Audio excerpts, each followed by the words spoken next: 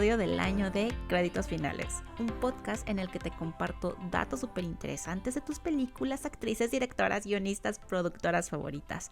Por si esta es la primera vez que me escuchas, hola, yo soy Montserrat Urueña, obviamente una no experta en cine, pero sí una intensa que investiga muchísimo y que además le gusta hablar un chingo, como te podrás dar cuenta. Hola, mucho gusto. Y si por el contrario este no es el primero que escuchas, entonces muchas gracias por volver y por seguir escuchando esta voz. Igual si te gusta lo que escuchas aquí y quieres saber más de la película, actriz, directora, quien sea o de lo que sea que haya hablado aquí, entonces te recomiendo seguirme en Instagram, en donde me encuentras como @créditospodcast. Además ahí también les aviso cuando sale un episodio nuevo, les dejo encuestas, anuncios, etc. Les repito, @créditospodcast. Y bueno, después de una súper necesaria pausa decembrina, después de 3 semanas sin grabar, espero que no se me olvide cómo se hace, empiezo el año así de fuerte, señoras y señores, porque en el episodio de hoy, como seguramente ya vieron en el nombre o en la portada, les voy a hablar de uno de los personajes femeninos más amados de los últimos años, Hermione Jean Granger. Creo que está de más mencionar que Hermione fue uno de los primerititos nombres que anoté en mi lista incluso antes de que grabara el primer episodio de este podcast, pero sabía que el tiempo que debía dedicarle a preparar este episodio sería más porque existe un chingo de material de ella y por esa razón decidí dejarlo para este momento en el que me tomé mis 3 semanitas libres del podcast y créanme que sí lo aproveché para documentarme, ¿eh? En estas intros normalmente, no siempre, platico así de mi primer acercamiento con la película de la que hablo, así que obviamente esta vez no será la excepción. Soy perteneciente a una de esas privilegiadas generaciones que tuvimos el honor, o mejor dicho, tuvimos la bendición de crecer viendo Harry Potter. No sé ustedes, pero yo me acuerdo perfectamente bien de la primera vez que vi Harry Potter y la Piedra Filosofal. Antes de la película yo jamás había escuchado hablar de Harry Potter y no sé, por alguna razón mi papá nos llevó a mi hermano y a mí a ver esta película al cine. La verdad es que no me acuerdo si yo se lo pedí o si él eligió la película, pero les juro que de lo que sí me acuerdo es estar en la sala del cine totalmente maravillada con lo que acababa de ver. Y si recordarán, la película se estrenó casi en temporada navideña, así que para ese año mi mamá me regaló el libro de El prisionero de Azkaban, que ese fue el primero de la saga que leí, y ya de ahí nadie me paró. Por cierto, para ese entonces yo tenía 12 años, entonces me tocó vivir todo el boom de Harry Potter desde finales de mi niñez hasta mis 22 años. Y la verdad es que aunque me encantaba todo este universo, nunca fui una fanática promedio, por así decirlo. O sea, siento que dentro de la escala del fanatismo yo estoy en el primer nivel, porque, por ejemplo, los estrenos de los libros que me tocaron así en su momento fueron los últimos 3, que son La Orden del Fénix, El Príncipe Mestizo y Las Reliquias de la Muerte. Y claro que sí, fui una de las que si salió el libro ayer en la noche, yo ya lo tenía el siguiente día. Sobre todo con el de Las Reliquias de la Muerte, porque para cuando salió ese yo ya tenía un nivel de inglés en el que medio me defendía, entonces ese lo compré en inglés, así de que para nada me esperé a que saliera en español. Y también me acuerdo muchísimo que cuando salió el de La Orden del Fénix estaba en la secundaria y a la mayoría de mi grupito de amigos nos mamaba Harry Potter, entonces nos veías ahí a todos leyendo nuestros libros y lo terminamos casi al mismo tiempo, porque pues ¿cómo ibas a quedarte atrás en la lectura? O sea, no, eso era impensable. Pero ya, o sea, eso fue como que lo más intenso que hice. Les digo que estoy en el primer nivel del fanatismo comparado con todo el fandom de Harry Potter. Porfa, cuéntenme ustedes cómo fue su primera experiencia con este mundo o cómo es que ustedes vivieron la Pottermanía, porque ahora que estuve investigando para este episodio, escuché varios episodios de podcast en los que justo los podcasters e invitados hablaban de su experiencia y yo estaba así súper emocionada escuchándolos. Y es que, aunque les digo que nunca fui así súper intensa, la verdad es que siempre que veo, leo o escucho algo relacionado a la saga original de Harry Potter, me llena de muchísima emoción y espero que muchos de ustedes compartan este sentimiento. En fin, ya sin más preámbulo, hablemos de la señorita Granger. Hermione Jean Granger es, como ya se dieron cuenta, uno de los personajes pertenecientes a la serie Harry Potter, este mundo creado por Joanne Kathleen Rowling, mejor conocida como J.K. Rowling. Antes de hablarles únicamente de Hermione, les platicaré brevemente de cómo nació todo este mundo mágico que conocemos y amamos. Como seguramente varios de ustedes ya sabrán, esta historia nació un día de 1990 cuando J.K. esperaba tomar un tren de Manchester a Londres y este tuvo una demora de 4 horas. Estar ese tiempo, más las 2-3 horas del viaje, sin lápiz, papel y obviamente sin celular porque estamos hablando de 1990, pero tener ese gap de tiempo fue lo que Joanne necesitó para empezar a idear la vida y mundo de este niño mágico. Y 5 años después, habiendo afrontado un matrimonio abusivo, divorcio, el nacimiento de su primer hija, la muerte de su madre, pedir ayuda de gobierno y 1000 cosas más, J.K. pudo terminar la piedra filosofal. En el episodio en el que les hablé de Amy Dawn the Gone Girl, episodio 24, vayan a escucharlo si no lo han hecho, me gustó mucho cómo quedó. Les conté sobre lo difícil que fue para Gillian Flynn, su creadora, publicar este libro porque un chingo de editoriales aseguraban que el público no estaba interesado en leer libros con mujeres protagonistas y menos si esta mujer es una antagonista, porque nadie apoya este tipo de personajes femeninos. Y para sorpresa de nadie, Joanne sufrió también de un mal similar. Cuando J.K. buscaba publicar Harry Potter y la Piedra Filosofal, que por cierto, desde que empezó a crear esta historia ya sabía que quería hacer 7 libros y ya tenía un overview de todo lo que vimos años después, bueno, la mujer se la pasó yendo de una editorial a otra porque nadie quería publicar un libro para niños con una historia tan compleja y seria, y menos si la autora era una mujer. De hecho, cuando por fin una editorial tomó el riesgo de publicar la Piedra Filosofal, le dieron a Joanne 2 consejos. El primero, búscate un seudónimo más masculino, por favor. O sea, que la gente no vea la portada y se dé cuenta que una mujer es la autora. Así fue como llegamos al J.K. Rowling. Y el segundo consejo fue, no renuncies a tu trabajo, que en ese entonces trabajaba como maestra en una universidad, porque las ganancias de este libro serán una entrada extra, pero con esto no vas a pagar tus cuentas, así que no dejes tu trabajo. Y de hecho, una vez que la Piedra Filosofal se publicó, fue un éxito, comparado con el panorama que tenían contemplado, y J.K. seguía trabajando como maestra. Pues le fue bien al primero, pero no sabemos cómo le va a ir al segundo. Y como todos sabemos, Harry Potter es y seguirá siendo un éxito mundial. Y por supuesto que un gran impulsor de este boom fue la adaptación al cine. Y con esto, ahora sí entremos de lleno a hablar de Hermione Jean Granger, esta bruja brillante, hija de muggles y la mejor amiga de Harry Potter. Como ya lo he mencionado en otros episodios en los que hablo de mujeres guionistas o autoras de libros llevados al cine, cuando estás creando una historia, quieras o no, pones un poco o mucho de tu vida personal en ella. Hermione, en palabras de la misma Joanne Rowling, es una versión exagerada de ella misma. Hermione es ambiciosa, estudiosa e inteligente, sí, claro, pero también es súper insegura, tiene un miedo a fracasar y a veces puede llegar a ser esa estudiante castrosa que nadie quiere tener como compañera de clase. Y algo así era J.K. Rowling en su adolescencia. Es más, como dato curioso, el patronus de Hermione es una nutria, que es el animal favorito de Joanne. La intención de Joanne al crear a Hermione era darnos a las niñas un personaje femenino fuerte y que pudiéramos decir, wow, quiero ser como ella. Un role model que no fuera la típica mujer que espera ser salvada por el príncipe. En una entrevista, Joanne dijo lo siguiente: cuando yo era niña y leía libros, me era difícil verme reflejada con los personajes femeninos de estas historias, porque yo no me sentía como ellas. Y literalmente solo menciona 2 personajes que le hicieron decir, wow, quiero ser como tú.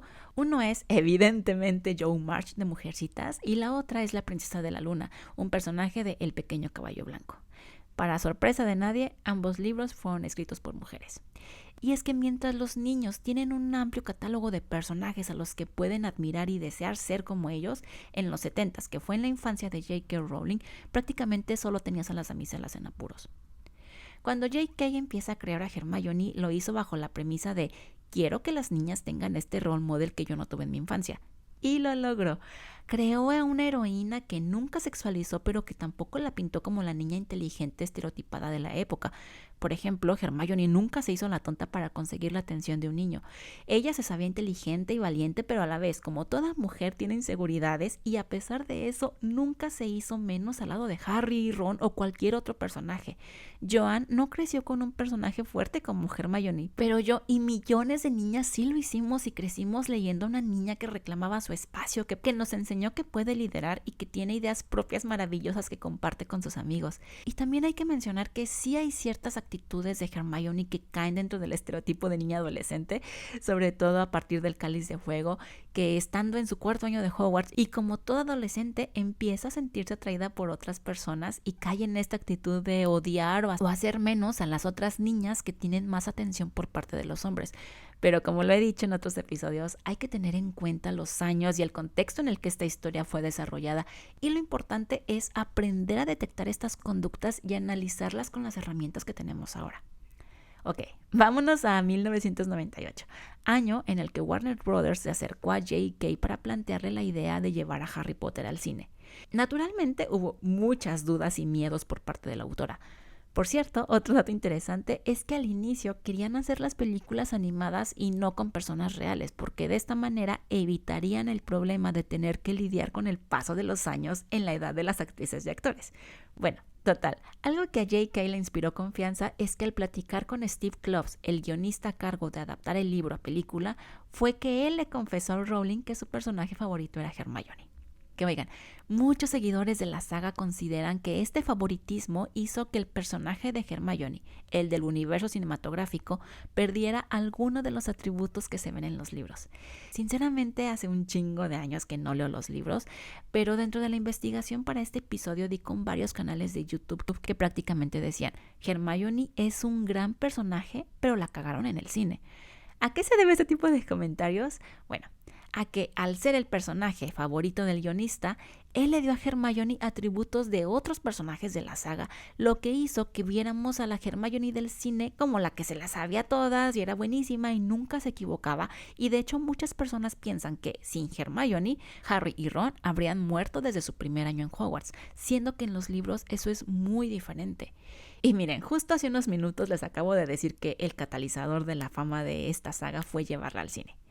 Estoy segura que obviamente por cuestión de tiempo y de hacer una historia más atractiva se tuvieron que tomar decisiones creativas en pro de hacer una película taquillera y no de hacer una copia tal cual del libro.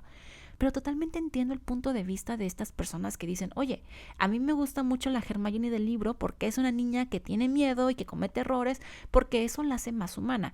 Y además en el libro la relación Harry, Hermione y Ron es un triángulo equilátero. En cambio, la Hermione del cine es prácticamente perfecta y lleva una mayor carga emocional. Cuéntenme ustedes si ya habían notado esta diferencia entre los libros y la película, porque les digo que la verdad yo ni en cuenta con esto. Y de hecho, haciendo este análisis me dieron muchas ganas de releer los libros y analizarlos con esta edad que tengo ahora. Siento que eso sería un ejercicio muy interesante. Bueno, ahora bien, un personaje así de pesado requeriría para su adaptación al cine a una niña encantadora y, a diferencia de la Hermione del libro, aquí su aspecto físico sí importaría, porque pues estamos hablando de una película hollywoodense de los años 2000. Y la carismática Emma Watson tuvo la fortuna e infortunio de ser la cara de este role model.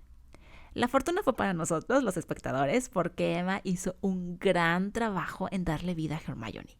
O sea, sí era la niña que percibías como la sabelotodo, la que te hacía girar los ojos cuando veías su mano levantada apenas el maestro terminaba la pregunta, pero aún así no era un personaje que odiarías, sino uno que respetas y que amas. Y eso no es nada fácil de lograr, sobre todo teniendo en cuenta que Emma tenía tan solo 9 años cuando fue elegida para interpretar a Hermione, y que una vez estrenada la Piedra Filosofal, el fandom creció alocadamente.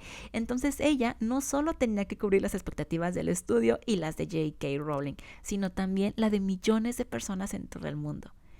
Encontré un artículo en el que Emma habla de un tema que yo nunca me había cuestionado, y es que en cierto punto ella sentía que no tenía identidad. Repito, Emma estuvo metida en este mundo mágico desde sus 9 hasta sus 21 años.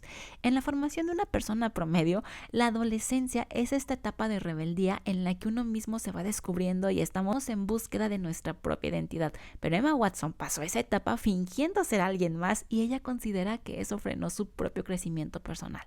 O sea, tengamos en cuenta que a sus 21, que fue cuando se estrenó Las Reliquias de la Muerte parte 2, ella había pasado ya más de la mitad de su vida siendo Hermione. Mientras un adolescente promedio pasamos esa etapa pintándonos el pelo, perforándonos, saltándonos clases y descubriendo quiénes somos y qué nos gusta, Emma la pasó averiguando cómo era Hermione y cuál era la mejor manera de retratarla. Y hace ratito les mencioné una diferencia notable entre la Hermione del libro con la del universo cinematográfico, pero definitivamente la diferencia más obvia entre estas dos Hermiones es la sexualización que le hicieron en la pantalla. En el libro, la única descripción física que hay de Hermione es que es una niña de cabello castaño, abundante y enmarañado y con dientes grandes. Punto. El tema con la Hermione de las películas es que cuando empezaron a grabar la piedra filosofal intentaron ponerle dientes falsos a Emma Watson, pero para la pobre era muy complicado hablar, así que decidieron omitir ese detalle y dejaron solo el cabello enmarañado, pero eso duró nada más 2 películas. Para El prisionero de Azkaban, en donde la trama ya empieza a ponerse mucho más seria, y de hecho en las películas hay una gran diferencia entre las 2 primeras, que fueron dirigidas por el rey de las películas infantiles, Chris Columbus, director que en su catálogo tiene películas como Home Alone y Mr. Doubtfire. Pasamos a la dirección de Alfonso Cuarón, quien para ese entonces había dirigido películas como Great Expectation y Tu mamá también. O sea, fue un salto así gigante. Entonces sí, obviamente hay cambios en la saga porque los subo en los libros, pero a partir de esta película dejamos de ver esa característica única de la Hermione del libro. Y conforme Emma Watson iba creciendo, le hicieron esta beautificación a la Hermione del cine. Y podrían decir, bueno, los Harry y Ron del cine tampoco se parecen a los de los libros. Y tienen razón, pero estamos hablando de que Hermione le quitaron la única descripción física que la mantenía apegada al personaje del libro y lo hicieron para evidenciar que esta saga exitosísima tenía una mujer protagonista bonita. Y esto para nada es una crítica a Emma Watson, aquí se le quiere y estima y se le admira, sino más bien a esta representación femenina que el cine y otros canales de comunicación nos muestran, que es en donde está bien que seas una mujer fuerte e independiente, siempre y cuando cumplas con los estándares de belleza. Por cierto, está de más mencionar que todas las películas fueron dirigidas por hombres.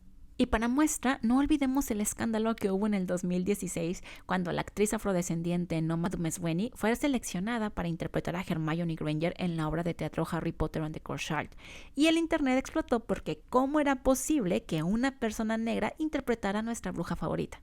Y hasta J.K. Rowling fue así de, güey, relájense. En ningún libro mencioné el color de la piel de Hermione. Y eso es 100% cierto. La imagen de la Hermione blanca con facciones finas y un cuerpo que entra en los estándares de belleza, esa es la Hermione que el cine nos impuso. Y a ver, sé que pueden decir, oye, pero Emma fue casteada a los 9 años, realmente no se sabía cómo iba a verse en sus 20. Y sí, totalmente de acuerdo con ello. Pero hay que tener en cuenta que durante todas las películas hicieron que Matthew Lewis, el actor que interpreta a nuestro queridísimo Neville Longbottom, usara dientes postizos, le mantuvieron un corte de pelo medio desgreñado y usó trajes grandes que lo hacían lucir con más peso del que tenía. Entonces sí hay una incongruencia ahí. A lo que voy con todo esto, lejos de criticar a la Hermione de Emma Watson, ya les dije que soy súper fan de las películas y estoy segura que sin el carisma de Emma y Daniel y Rupert, obviamente, en la primera película hubiera sido difícil que nos engancháramos con la historia. O sea, no, para nada es una crítica a eso, sino que el objetivo de este episodio es hablar de este role model que tuvimos la dicha de conocer más de ella gracias a los libros y que tuvimos la oportunidad de ver crecer en el cine y tomar todo lo bueno que nos enseñó, que por cierto es muchísimo. A Joanne Kathleen Rowling se le ocurrió el personaje de Hermione un día en 1990 y hoy, 33 años después, las niñas que leímos la saga de Harry Potter en nuestra niñez y adolescencia y que crecimos de la mano con las películas, nos hemos convertido en mujeres que exigimos nuestro espacio y que sabemos que podemos luchar hombro a hombro con aquellas personas que compartan nuestra lucha, no detrás de ellas, sino junto. Y sin importar cuántas nuevas franquicias, películas y series nuevas de 1001 temas más se estrenen día con día, Hermione Granger sigue siendo un ejemplo a seguir para nuevas generaciones. Como seguramente ya saben, toda la saga de Harry Potter está disponible en el catálogo de HBO Max. Muchísimas gracias por llegar al final de el primer episodio del 2024, empezando con todo este año. Como siempre, espero que les haya gustado este episodio, que les haya parecido interesante.